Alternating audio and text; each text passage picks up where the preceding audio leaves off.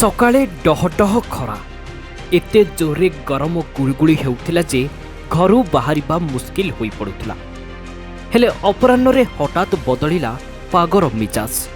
धला आकाशटा मेघाच्छन्न हो जाइछि आउ बहुची सुलुसुलिया ठंडा पवन जहाको लोकमाने टिके आश्वस्ति अनुभव करुछंती।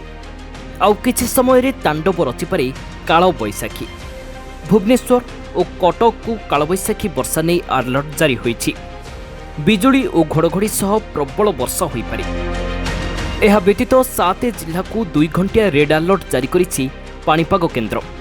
एही सबु जिला हेउछि कोरापुट, कटक, खोर्धा, नयागढ़, जाजपुर, बालेश्वर और गंजाम।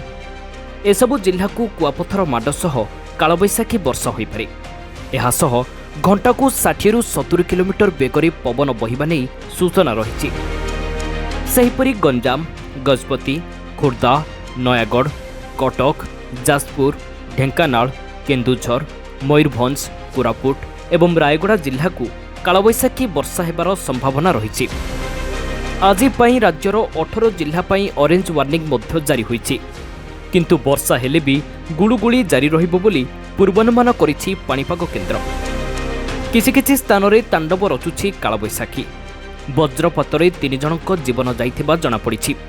कोरापुट जिला लक्ष्मीपुर रे वज्रपात नैछि जीवन। तेणु बिजुली घड़घड़ी समय घरू बाहरुथिले सावधान। ब्यूरो रिपोर्ट, दिनांक टीवी।